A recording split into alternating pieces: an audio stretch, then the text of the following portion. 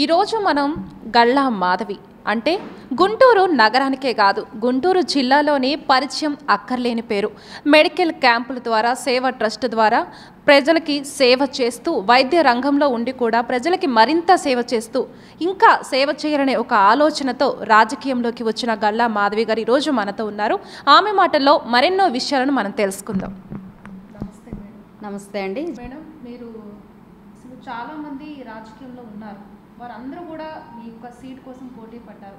అయినా కూడా అధిష్టానం వారందరినీ కాదని మీకు ఇచ్చింది.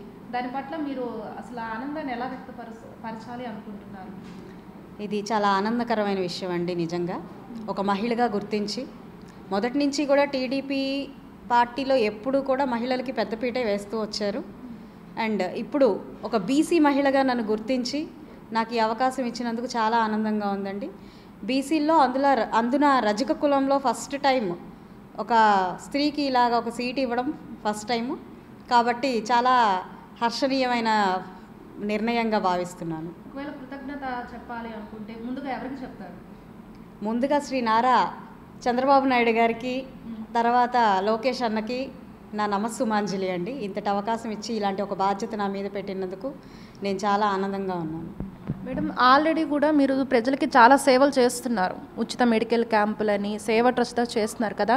అయినా కూడా అవి చేస్తూనే అసలు రాజకీయంలోకి రావాలి అనే ఒక ఆలోచన ఎందుకు కలిగింది మీకు? ఆ తలంపు ఎందుకు వచ్చింది?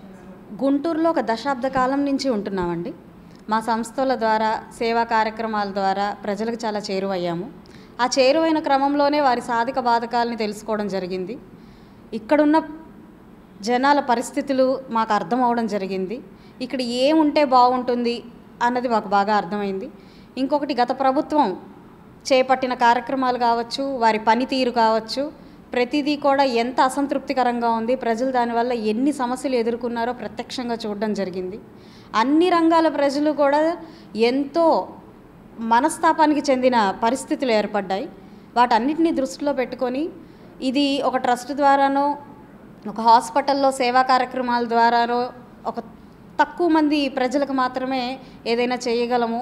అలా కాకుండా ఇలాంటి సమస్యల నుంచి ప్రజలందరినీ బయట వేయాలి అని అంటే రాజకీయ రంగం ఒక్కటే మార్గము అనే ఒక సదుద్దేశంతో రాజకీయాల్లోకి రావాలనుకున్నానండి.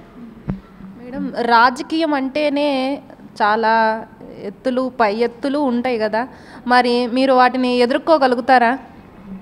ఒక రంగంలోకి దిగాక వాటిలోని ఉన్న అన్ని ఇష్యూస్ని మనం అర్థం చేసుకొని ఆకలింపు చేసుకొని ముందుకు వెళ్ళాల్సిన పరిస్థితి ఉంది. అందులో ఆ ప్రయత్నంలో భాగంగా మేము ముందుకు వెళ్ళిపోతున్నాం. ఒకవేళ కంపల్సరీగా మీరు ఈసారి విజయం సాధిస్తే గుంటూరు నగరానికి అసలు ఏం చేస్తారు? గుంటూరు నగరంలో ముందుగా చూసుకుంటే ఎంతో పేరుగాంచిన గుంటూరు నగరము ఈరోజు కనీస మౌలిక వసతులు లేకుండా ఎంతో ఇబ్బంది పడుతున్నాయి. సరైన రోడ్లు కానీ, ఒక మంచినీటి వ్యవస్థ కానీ, లేదంటే అండర్ గ్రౌండ్ డ్రైనేజ్ సిస్టమ్ కానీ, సరైన రవాణా కానీ ఆ చిన్న చిన్న సిటీ బస్సుల్లో కూడా లేని పరిస్థితి ఉంది ఎన్నో ఏరియాస్కి. ఇంకొకటి చూసుకుంటే ఇక్కడ నిరుద్యోగ యువత ఎక్కువగా ఉండడం గమనించాను గుంటూరు పశ్చిమలో.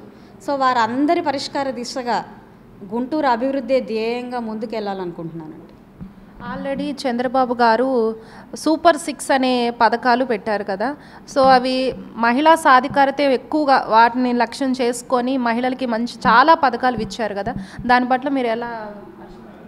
ముందుగా ఒక మహిళగా గుర్తించి ఇంతమంది ప్రజలకి ప్రతినిధిగా నన్ను సెలెక్ట్ చేయడమే మీకు అర్థమైపోయి ఉండొచ్చు మహిళల మీద ఆయనకున్న నిబద్ధత.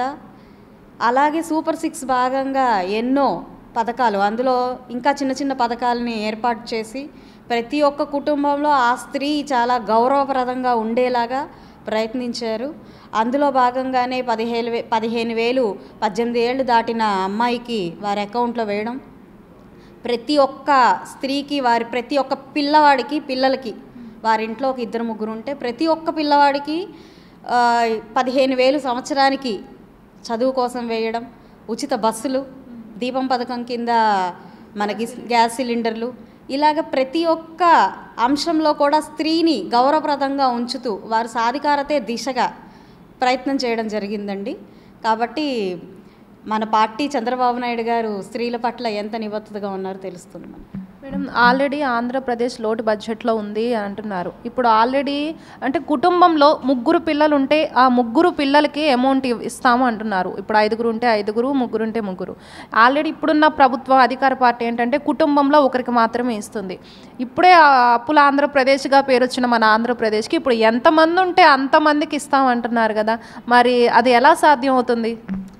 ఖచ్చితంగా ఒక్కరితో సాధ్యపడదు కాబట్టే ఈరోజు కూటమిగా ఏర్పడి ఈ ప్రతి ఒక్క హామీని నిర్వర్తించే దిశగా కూటమే చూసుకుంటుంది. ఆ బాధ్యత అంతా కూటమి వహిస్తుంది. అందులో ఏ డోకా లేదండి. ఖచ్చితంగా ప్రతి హామీ కూడా నిర్వర్తించబడుతుంది.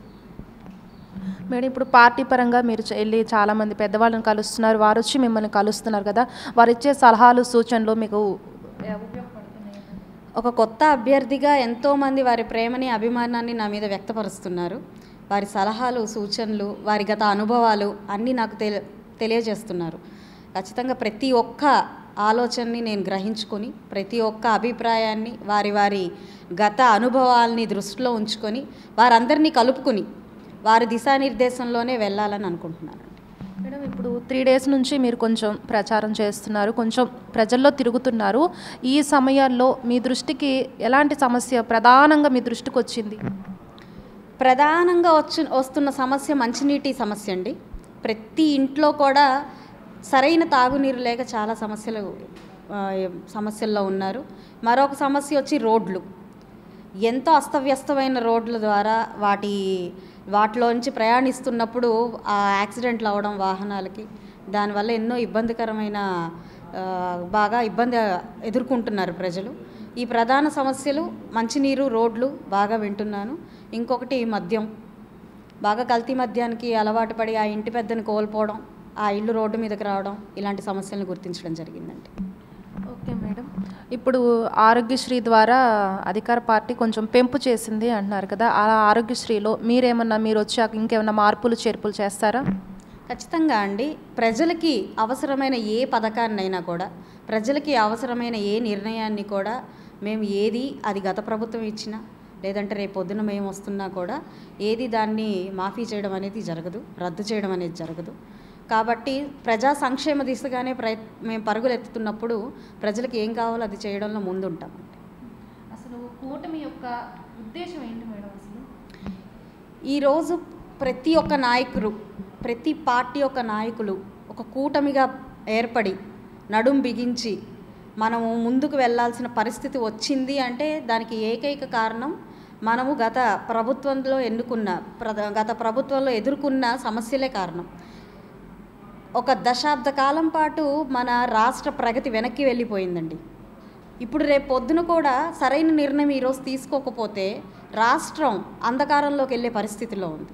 ఖచ్చితంగా నేను అనుకునేది ఏంటంటే, ఇప్పుడు కనుక ప్రతి ఒక్క ప్రజలు సరైన నిర్ణయం తీసుకోకపోతే మనందరం అప్పట్లో స్వాతంత్ర సమరయోధులు రోడ్ల మీద తిరిగేవాళ్ళు, ఇప్పుడు మనందరం కూడా స్వాతంత్ర సమరయోధుల్లాగా మినిమం ఒక చిన్న స్వాతంత్రాలకు కూడా మనం రోడ్ల మీదకి రావాల్సిన పరిస్థితి ఖచ్చితంగా వస్తుంది. అలాంటి పరిస్థితిని మనం ఎదుర్కోకూడదు అనే ఇప్పుడు ప్రతి ఒక్క నాయకులు కూడా వాళ్ళందరూ కూటమిగా ఏర్పడి దీన్ని ఎట్టి పరిస్థితుల్లో ఖండించాలి అన్న దిశగానే వాళ్ళు పాటుపడుతున్నారండి. అంటే అసలు అభ్యర్థులు లేక కూటమిని ఏర్పరచుకొని ఇలా పొత్తులు పెట్టుకుంటున్నారని కూడా అంటున్నారు కదా అధికార పార్టీ. అంటే విమర్శించాలి అని అంటే ఏ విషయం మీదైనా విమర్శించచ్చండి. దీని గురించి మీరన్న మాట గురించి ఒక చిన్న మాట చెప్తాను. రాముడు ఒక పెద్ద సైన్యాన్ని కూడా తీసుకొని లంక మీదకి యుద్ధానికి వెళ్ళాడండి. అంతమంది సైన్యాన్ని కూడా తీసుకున్నాడని రాముడు చేతగాడిని వాడు అని అంటే అది అంతకంటే హాస్యాస్పదమైన విషయం మరొకటి ఉండదు. ఈరోజు లంక లాంటి గత ప్రభుత్వం అభివృద్ధి లాంటి సీతను ఎత్తుకెళ్ళిపోయింది. ఇప్పుడు మనం దాన్ని వెనక్కి తెచ్చుకోవాలి. ఇలాంటి పరిస్థితుల్లో మనం ఉన్నప్పుడు కూటమి కాదండి, ఇంకెంతమంది వచ్చినా ఈరోజు టీడీపీ, జనసేన, బీజేపీ మాత్రమే కాదు, ప్రతి ఒక్క నాయకుడు ఇండిపెండెంట్గా పోటీ చేసే ప్రతి ఒక్కళ్ళు కూడా కలిసి నడుం బిగించి పనిచేయాల్సిన పరిస్థితిలో మనం ఉన్నాము. మనం వెనకబాటుగా వెళ్ళిపోయిన మన అభివృద్ధిని ముందుకు తీసుకురావాలి అని అంటే ఇప్పుడు ఇంతటి సైన్యం చాలా అవసరం. సో ప్రతి ఒక్క పౌరుడు కూడా ఈరోజు ఒక సైన్యంలాగా, ఒక రామదండులాగా మన ప్రగతిని మనం తెచ్చుకోవాల్సిన పరిస్థితిలో ఉన్నాము. అలాంటప్పుడు అది హాస్యాస్పదం అవుతుందండి ఆ మాట. అసలు మీకు ఇన్స్పిరేషన్ ఎవరైనా ఉన్నారా మేడం? ఫస్ట్ నుంచి అంటే మీకు చిన్నతనం నుంచే కొంచెం సేవా దృక్పథం ఉందా, లేదు అంటే ఎలా ఎవరినైనా చూసి మీరు ఇన్స్పిరేషన్ అయ్యారా? మొదటి నుంచి కూడా సేవ అనేది మాకు ఇంటి నుంచి కూడా అలవాటైన ఒక అంశం అండి. అందుకే ఎంసీఏ చేసినా కూడా సివిల్ సర్వీసెస్లోకి వెళ్ళాలనుకున్నాను. ప్రిలిమ్స్ రాయడం జరిగింది. కొన్ని కారణాల వల్ల మెయిన్స్ దాకా వెళ్ళలేకపోయాను. అయితే బైఫర్కేషన్ అయిపోయి గుంటూరు మేము వచ్చినప్పుడు, సంస్థల్ని ఏర్పాటు చేసుకున్నప్పుడు, అప్పటి నుంచి కూడా సంస్థల ద్వారా ఎంతోమందిని వాళ్ళకి ఉపాధి కల్పించాము. మన హాస్పిటల్స్ ద్వారా ఎంతోమందికి ఉచిత వైద్యాన్ని, శిబిరాలను ఏర్పాటు చేసి ఉచిత వైద్యాన్ని అందించడం జరిగింది. అలాగే మా ట్రస్ట్ ద్వారా ఎంతోమంది విద్యార్థులకి ఉచిత విద్యని అందించడం జరిగింది. అదే పదంలో నాకు ఒకరు స్ఫూర్తి ప్రదాత అండి. ఒకరు ఏపీజే అబ్దుల్ కలాం గారు. మా యొక్క సంస్థల యొక్క నినాదాలు కూడా పురా అని, వాటిని బేస్ చేసుకొని మా సంస్థల్లో మౌలిక వసతుల్ని మేము పెంచుకోవడం కానీ ఇవన్నీ కూడా ఆయనే స్ఫూర్తి. మరొకరు నాయకులుగా చూసుకుంటే నారా చంద్రబాబు నాయుడు గారండి. వీరందరూ ప్రజల కోసం ఎంతో శ్రమించేవాళ్ళు. వాళ్ళ సొంత ఆలోచనలు, వాళ్ళ సొంత ఏమంటారు దాన్ని, సెల్ఫ్లెస్ వర్క్ అంటారు. అలాంటి వర్క్ నేను వీళ్ళల్లో చూశాను. వాళ్ళు ఎప్పుడు సదా నాకు స్ఫూర్తిదాతలండి. చూశారు కదా, ఒక మహిళగా అయినా సరే అందరిని ఎదిరించి ఖచ్చితంగా సరే గుంటూరులో తన విజయ పేరు మోగిస్తారని ధీమా వ్యక్తం చేస్తున్నారు గళ్ళ మాధవి గారు.